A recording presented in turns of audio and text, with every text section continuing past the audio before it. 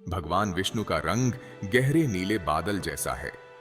यह उनके लौकिक आयामों और वैदिक देवताओं के साथ उनके संबंध को दर्शाता है, जो बारिश और गरज लाते हैं।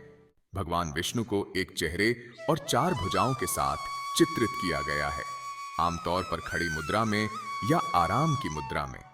वह वैजयंती नाम से फूलों और रत्नों की माला धारण करते हैं। वह बहुमूल्य कौस्तुभ रत्नों से बना हार भी पहनते हैं।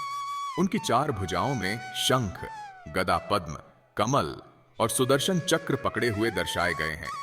भगवान के ऊपरी बाएं हाथ में 5 जन्य शंख, निचले दाहिने हाथ में कौमोदकी गदा, ऊपरी दाहिने हाथ में सुदर्शन चक्र और निचले बाएं हाथ में पद्म यानी कमल का फूल है।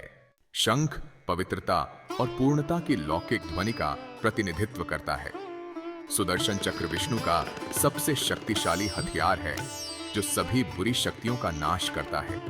यह प्रकाश देने वाले सूर्य का प्रतिनिधित्व करता है, जो प्रकाश देता है और सभी अंधकार को दूर करता है।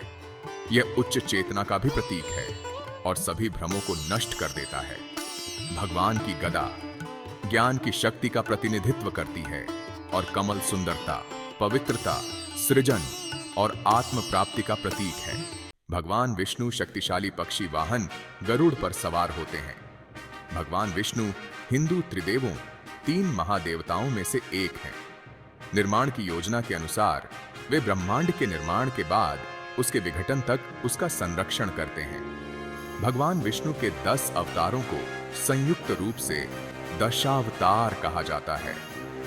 जब मानव अन्याय और अधर्म के दलदल में खो जाता है, तब भगवान विष्णु उसे सही रास्ता दिखाने हेतु अवतार ग्रहण करते हैं।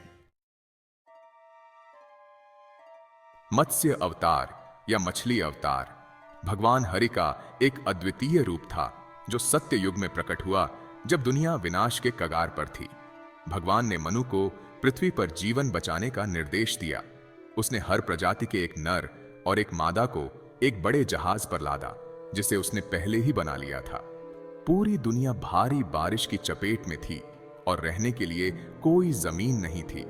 विष्णु मछली के रूप में अवतरित हुए और जहाज को हिमालय की ओर ले गए, जहां यह सभी जीवन रूपों के बढ़ने और संख्या में वृद्धि के लिए एक छोटा द्वीप था। कूर्म अवतार या कछुआ अवतार विष्णु का एक और अवतार था, जो सत्य युग में प्रकट हुआ था। यह महान समुद्र मंथन के समय हुआ था, जब देवताओं और असुरों को अमृत प्राप्त करने के लिए शक्तिशाली महासागर का मंथन करना था। वासुकी नाग को रस्सी के रूप में और मंदरा पर्वत को मंथन के लिए इस्तेमाल किया गया था। भगवान विष्णु कूर्म के रूप में अवतरित हुए और पर्वत का भार उठाया और उसे डूबने से रोका। वराह अवतार या सुअर अवतार विष्णु का एक और अवतार था, जो सत्य युग में प्रकट हुआ था। राक्षस हिरण्याक्ष ने भूदेवी को चुरा लिया और उसे आदि जल में छिपा दिया। भगवान हरि वराह के रूप में प्रकट हुए और उसे बचाया। हिरण्याक्ष और वराह अवतार के बीच एक भयंकर युद्ध हुआ, जो 1000 वर्षों तक चला। वराह अंततः राक्षस पर हावी हो गया और उसे मारकर पृथ्वी को समुद्र से वापस ले आया। वराह ने इसे अपने दांतों पर उठा लिया और भूदेवी को ब्रह्मांड में उसके मूल स्थान पर पुनर्स्थापित कर दिया।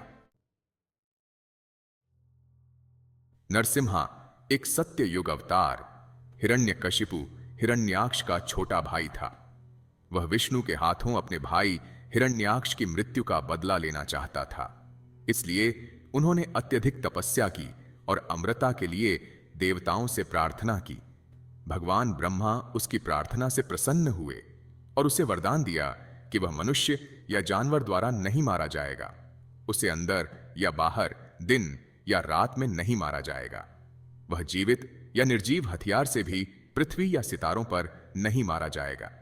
भगवान हरि ने नर के शरीर और शेर के सिर और पंजे के साथ नरसिम्हा का रूप धारण किया। फिर उसने अपने घर के आंगन की दहलीज पर राक्षस को धड़ से अलग कर दिया। भगवान विष्णु ने हिरण्यकशिपु को शाम के समय अपने पंजों से मार डाला, जब वह उसकी जांघों पर लेटा हुआ था।